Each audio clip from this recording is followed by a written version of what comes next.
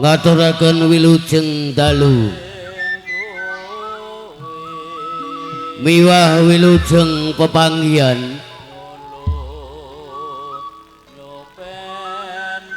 kalian kula warga ageng sandiwara ketoprak Gilar Tri Budaya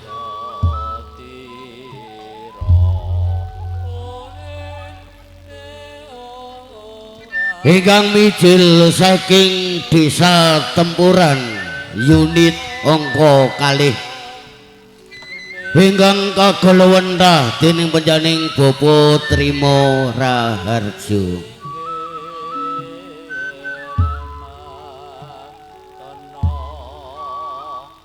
para lenggah kakung Sumauna Putri kados mekaten kala wau atur tari gambyong Parianom ingkang sampun katindakaken dening widodari Gilar Tri Budaya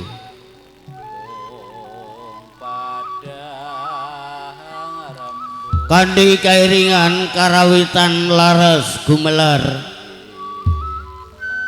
ingkang kagolowentah dening panjenengan Bapak Supi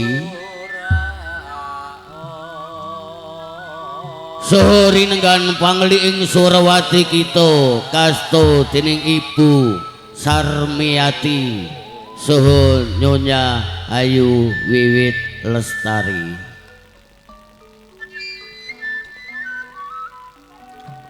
wiraswara kasta dening panjenengan Bopo banyak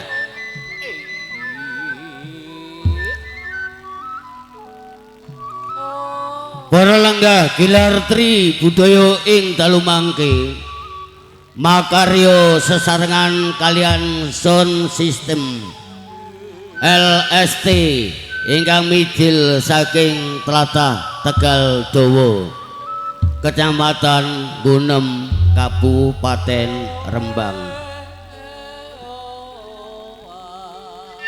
saha sinengkuyung kalian Yongki Production ingkang mijil saking Desa Pingkol Rejo Kecamatan Japah Kabupaten Blora Mustika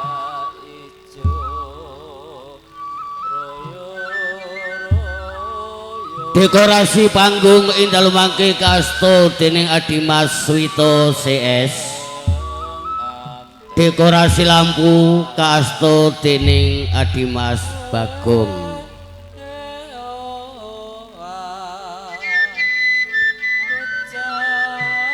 para lenggah menggah saking pangriptanipun Ki Dalangan kita ing dalu mangke Gilar Tri Budaya sengaja badhe amethik setunggal lampahan sejarah ing Tulungagung dawah perangan Ki Jolo Wojo Murtad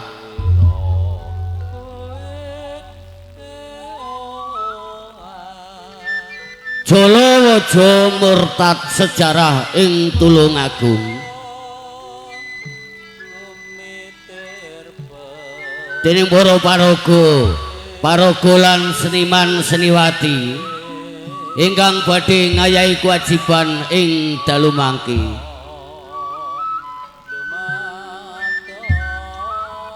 gambaraken adegan ingkang angka kaping sepindhah wonten ing Tulungagung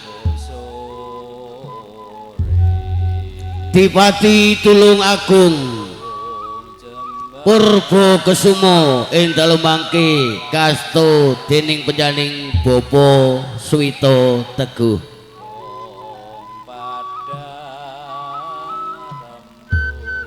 Kipatih Purbo Negara ing dalu mangke kasta dening Bapak Wagianto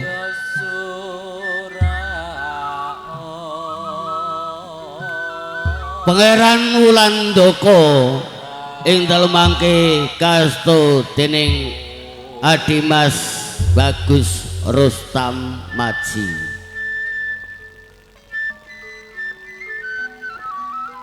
Wulan Sari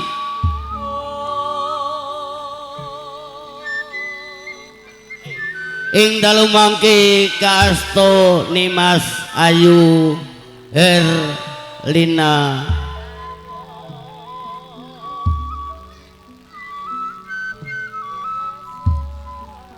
adegan candhaipun wonten ing Gunung Ijo Ki Jolowojo ingkang minangka dados telenging carita ing dalu mangke kasto dening penjaning Bapa Trima Raharjo. Suradipa kasto dening Adimas Tejo Kuspanto dening Jolopati kasto dening Rokomas Grandung.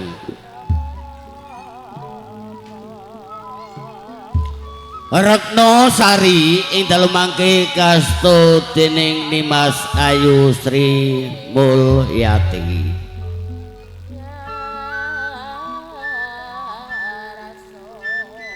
Para lenggah mboten kesupen wonten ing madya ratri mangke pejabat gaibur kalian dagelan kita. Cak Temon Cak Subur kabiyantu dening ban kita Gilar Tri Budaya.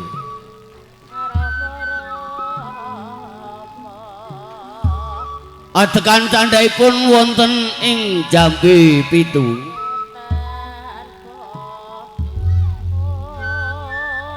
Reksi Purnomo Jati ing dalu mangke kasto dening penjaning Bapa Rusno.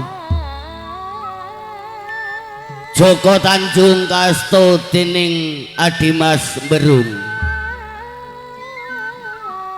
Joko Sumantono kasto dening Dimas John Aji. Dening Menur ing dalu mangke kasto dening Nimas Ayu Amel. Para lenggah kados mekaten kula rancaking pendapuk suhu seniman seniwati ingkang ngayahi kewajiban ing dalu mangke. Dos pundi imangke babaripun lelampahan sejarah ing Tulungagung dawah perangan Ki Jolowojo Murtad. Saking kula warga ageng Gilar Tri Budaya ngaturaken sugeng dalu miwah sugeng amirsani ngantos titi purnaning pagelaran. Mbok menawi mangke kanca Gilar Tri Budaya anggenipun ngayahi kewajiban anggadhahi kalepatan arupi tandang tanduk solah bawa lan sak panunggalanipun. Kula minangka wakilipun Gilar Tri Budaya kula nyuwun lumentahing pangsami ingkang sak langkung kathah. Wasana Gilar Tri Budaya anggadhe sesanti Jaya Jaya Wijayanti kalis nir ing sambikala mugi rayu ingkang samya pinanggih.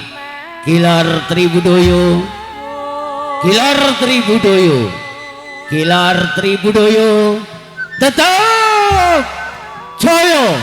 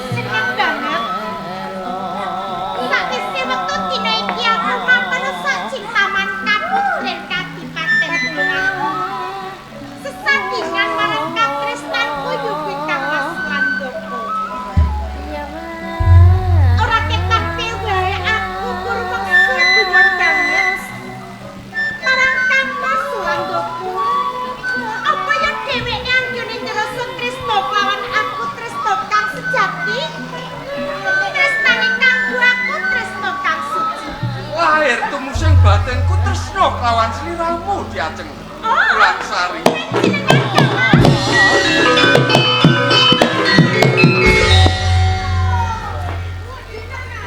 Diajeng Wulansari. Iki kula Kang Mas Sulan. Mun kakang ben mundhut pirsa marang Diajeng Wulansari.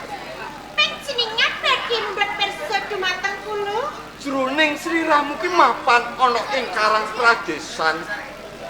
Saiki wis tak boyong mapan ana ing Kutaraja. Kepiye rasa penggalihmu Diajeng Wulansari? Duh Kang Mas Sulan nyoba Kang Mas. Rumaos dengan sanget sak lebetipun manah. Ewa dene atasipun kula menika bocah saking Karang Pradesan. Panjenengan boyong panjenengan papakake wonten Taman Kamputren. Kawengku minangka dados garwa panjenengan.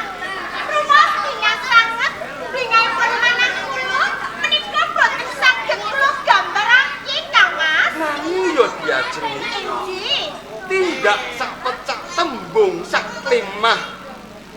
Wi sliramu tansah kanggo tinulada para abdi ana ing Kabupaten Tulungagung.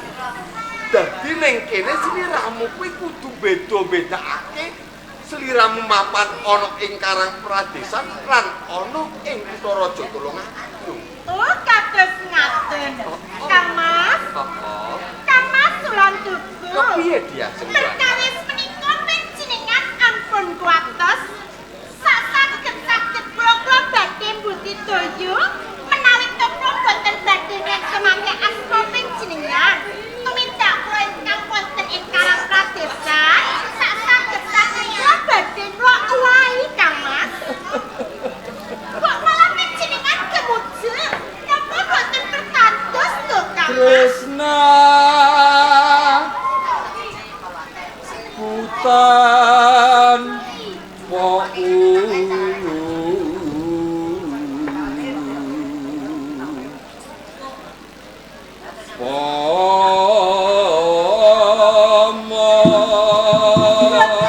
Brambang sak sentelo perjuangan pada bersatu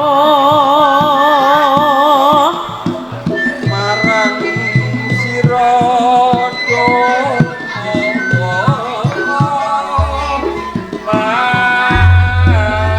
janji sabar sabar jaka susu sawe jembar jembar parine lamu-lamu ngono nek jangono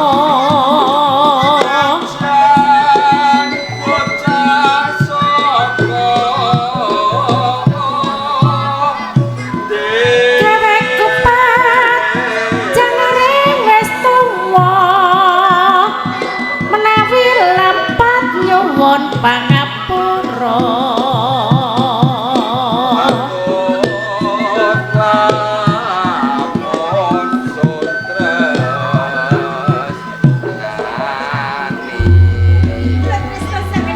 ora wareng tuh elek tanpa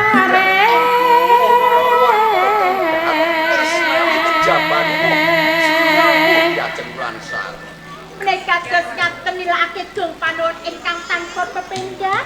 Awit panjenengan sampun kersa ngresnani dumateng kula Kang Mas. Sinek-sinek langit lan bumi Inggih. nggonku tresna kelawan sliramu tulus lair lan batinku. Aduh Kang Mas. Menika dos ngaten malah sangsung rembaga anggen kula tresna dhateng pun panjenengan. Sun puji Inggih. Rino laan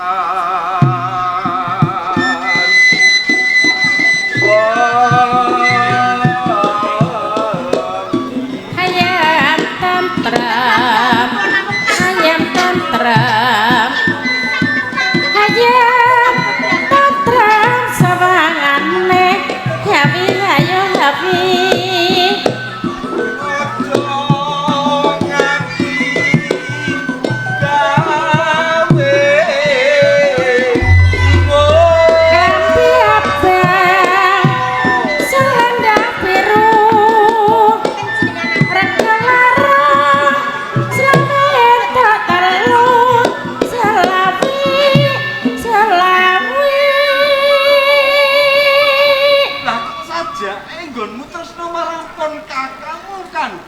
tata lair ya diajeng. Kang Mas, tresno kula kagem panjenengan niku kanthi lair batos ingkang siji. Umpama akon kakang kowe njaluk buktine marang sederamu, apa ya sederamu bisa mbuktekke sepiro gedene katresnamu kang tujuke marang pun kakang. Inggih tartamtu kula saged mbuktekake sepinten to agengipun tresno kula ingkang kula tujukake dhateng panjenengan. Tresno kumring lan maan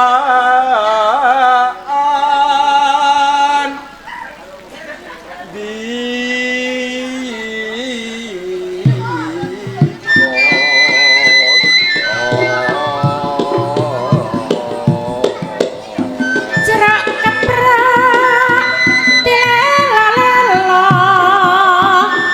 sampeyan trok duweke sapa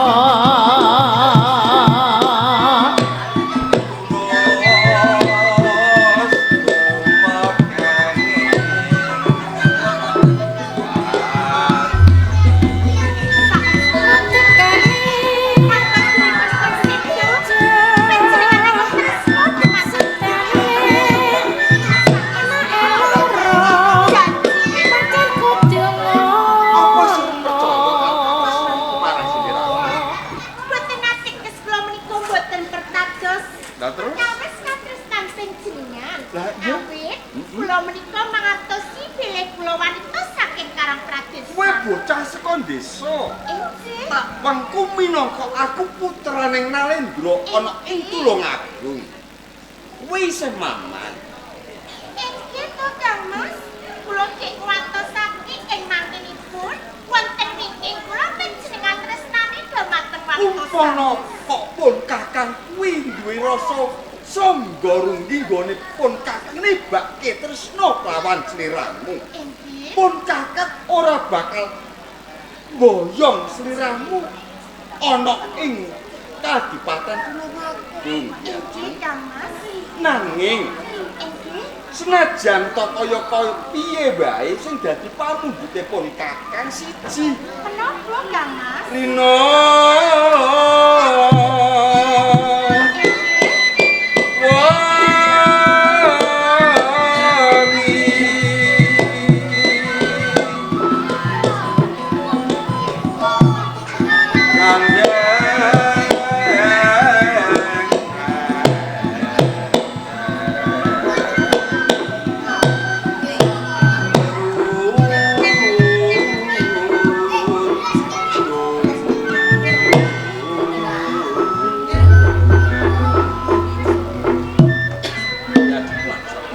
Kang Mas Landoko Kang Mas. apa sing sih ora percaya marang apa sih dadi pangrasane pun kakang lan Kang Mas. Sak sampunipun panjenengan buktekake bilih panjenengan tresna sangat dumateng kula sampun pertados sanget bilih wonten boten wonten wanita ingkang panjenengan tresnani kajawi kula. Inggih. Saestu, manis saestu Kang Mas. Bu karo pasuryan uga anta wicara Saestu. ora perlu kok umpama pun kakang iki mundhut lakuan kang sira minangka dadi sisian Inggih kula janji. Masuk kula wanita saking Karang Pradesan. Kula boten janji dhateng panjenengan Kang Mas. tenan kuwi Saestu Kang Mas. apa kuwi mung gedhekke marang penggali pun kakang tembung apa kono tulusing atimu sing matur kaya ngono diajeng Sulansa Kang Mas. Kula matur kang kados kami sedaya menika suwa saking marang ingkang bilih Tresna sanget dhateng panjenengan. Semasa wonten wonten ing jagat kata ingkang bagus nanging saking rumas kula ingkang bagus namung kajawipun wis apa tak kanthi ngadep ana ngersane Kanjeng Rama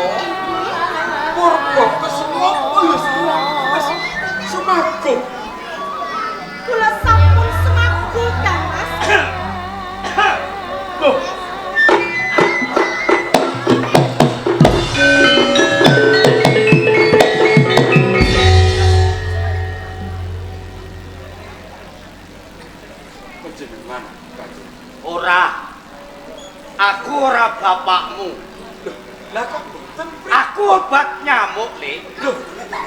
Lah kunci itu lah panjenengan pangandikan iki kados ngaten lho Rama. Iya. Lho aku ki janjane ngono ora kudu dem. Aku nganti dem saka kekarepaning Rama. Ben kowe kabeh iki mau weruh kalawan Rama. Lho aku iki dam-dem kok ora dirasakake. Nggih pangapunten pun ingkang ageng jalaran ingkang putra mboten pirsa. Yen to Kanjeng Rama menika rawuh wonten ing dalem taman kaputren. Ngono kok. Tenan kok piye? Saestu Rama. Yo ngene iki lho sing tak goleki anjen. Kanjeng Rama Gagi wulan. sak rawuh panjenengan ingkang putra ngaturaken segan panakrami mugi kunjuk Kanjeng Rama. Dole wulan nduk. Tak tampa ndadekake bungah. Nanging kosok baline pangestuning pun Rama tampan. Kula tampi tangan kekalih mugi saged hanambuhi teguhing kajuangan panah kula Rama. Syukur. Ya kaya ngono kuwi.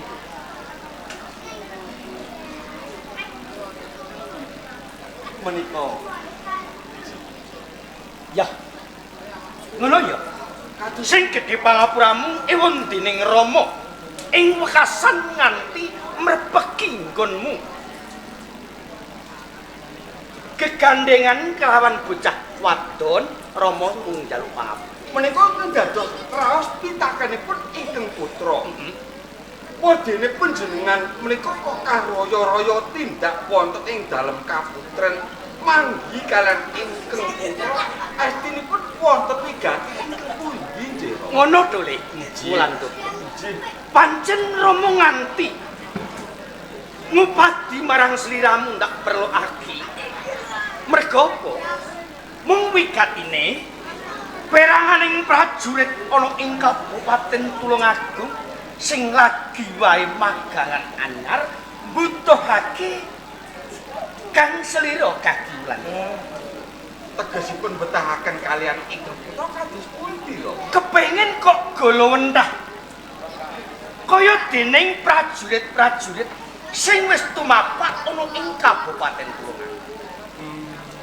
Cetanipun kula menika minangka dados putranipun panjenengan kula kedah paring contoh kados pundi peranganipun minangka dados senopati perang wonten ing Kabupaten Tulungagung. Lah pancen kabeh Yen kados ngaten napa ingkang dados purba lan kuasisanipun panjenengan dalem iya. kapareng ingkang putra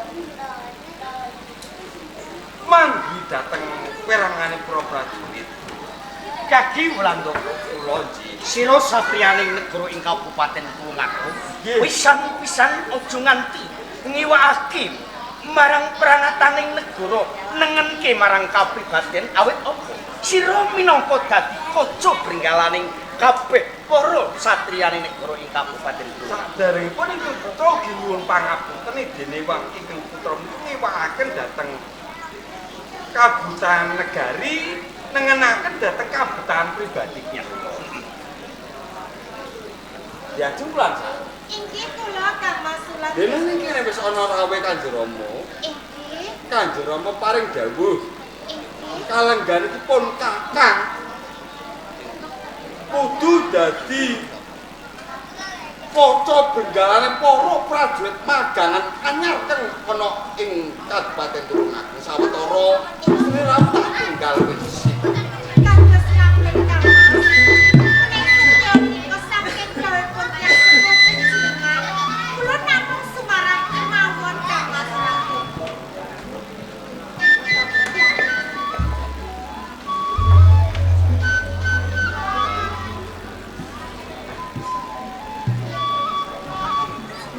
Kang Mas. Menawi sampun rampung jejiban panjenengan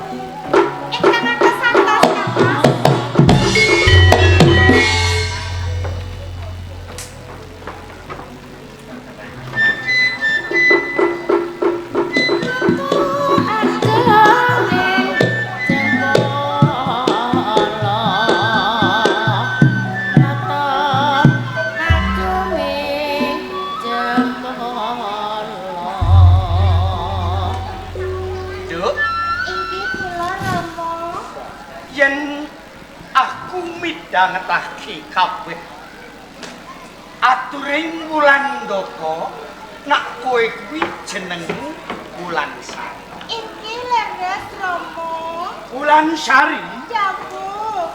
sawise Kang Srira sumandhing marang si Wulandaka Iki kowe wis tresna lahir lan batinmu kok tujukake dening Pangeran Wulandaka. Duh Kanjeng Rama. Sampun mantep lan madhep pilih kula kagungan raos tresna dumateng ingkang putra panjenengan. Agengipun kula tresna sanget lan kula dados garwanipun Kangmas Wulandaka Rama. Apa tenan? Inggih saestu Rama. Oh. Rumangsa bombong jroning penggalihku. Sawising aku midhangetake aturmu kalamun Kang Srira tresna tenan lair lan batin kalawan si Wulan. Inggih Kanjeng Rama. Wulansari Inggih dawuh. kanggo ngawekani besok mbok menawa aku wis ana kaludhangan aku tak kepengin ketemu kelawan bapa lan wong tuamu nentokake kalamun tresnaning Wulandaka marang sliramu bakal tak bayangkan jenengmu Wulansari. Iki leres Saka ngendi, Nduk? kula saking Karang Pradesan Gunung Rama. Sangga ing Karang Pradesan desane Gunung Ijo. Iki leres Wong tresna kuwi ramawas ora ketang bocah ki sangka desa nang nak lair lan batining padha tresna kuwi kanggoning Rama ora dadi boyo banget. saestu Rama. Rama tak takon Nduk. Iki Sawise Kang Srira kandha bocah sangka ing Gunung Ijo. Nak ngono kowe rak nate tepung sing jengene Jalawaja. Jalawaja Rama. Rak wis nate tepung wong iku ya tunggal sak desa ning Gunung Ijo. Duh kepareng matur Ji Rama. Sejatosipun boten ngomongake tepung utawi mangatosi. Ya. Jalaran Ki Jalawaja menika tiyang sepuh kula Rama. Nggih. Ki Jalawaja menika tiyang sepuh kula Rama. Wong tuamu Jalawaja kuwi.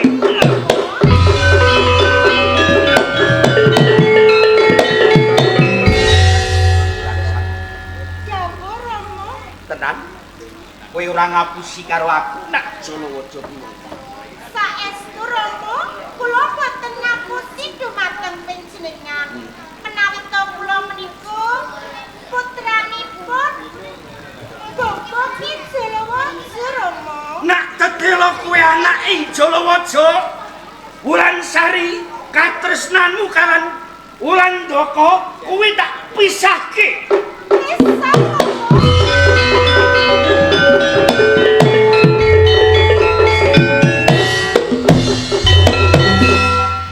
Kanjeng Rama, Wulansari. menapa ingkang dados kalepatanipun Wulansari? Ngantos panjenengan keciku. Bilih panjenengan badhe misahake katresnan kula dumateng Kangmas Wulandaka Rama. Wulansari. Sawise kowe ngandhakake nek kowe kuwi anak ing Jalawaja. Muntap atiku mubal nafsu merga Jalawaja kuwi pindahaning bajingan. Maling rampok sing ora kena. Iki sinten? Ana peranganing kawula ing Kabupaten Tulungagung sing padha sambat merga bondo donyaning diraya gerombolaning Jalawaja ya wong tuamu.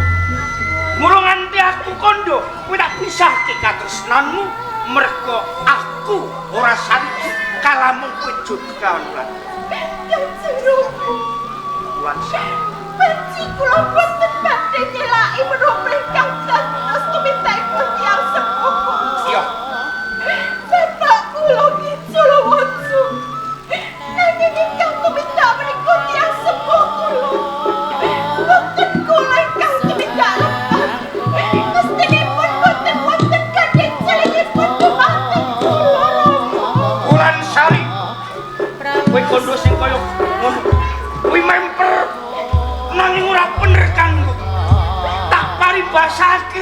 nowoan sing ceblok ora bakal adoh saka kowe lan bedane karo senajan kowe hitam bocah wadon aku mesti bakal nulat marang tumindak lan pakartin wong tuamu.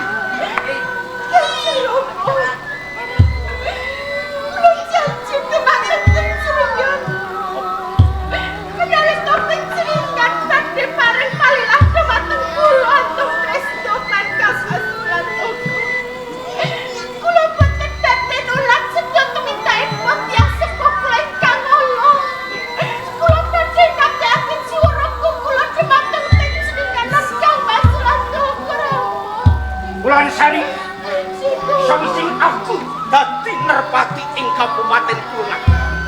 Sangga kekarepanku, aku kepengin ngayomi marang kawula, kepengin ngayemi marang kawula ing Kabupaten Tulungagung. Yen aku nganti kelakon mundhut putra mantu kaya dening Wulan Sari sak dapur anak ing Jalawaja. Kaya ngopo? Sora ing para kawula ing Kabupaten Tulungagung. Saya ngasurake marang asmaning Purbaksa. Kula sangga pisan maneh kowe kudu ninggalake sawe Kabupaten Tulungagung. Mundhak jejemberi sinabing para kawula ing Kabupaten. Kula tresno Kakang Mas Matopo. Boten badhe dilarake wonten Kabupaten Tulungagung. Bali. Boten Rama. Menjat sawe Kabupaten Tulungagung.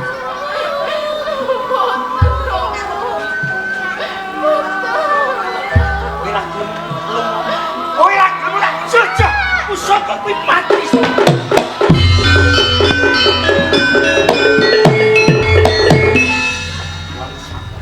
Aku ngerti.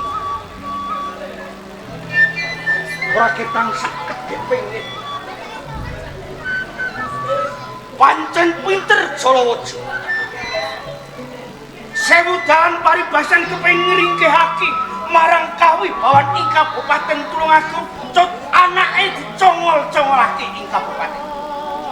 Monggo rasa paning atiku. Besok kapan aku bisa nyekel semuting Jalawaja sing gawe kisruh ing Kabupaten Tulungagung.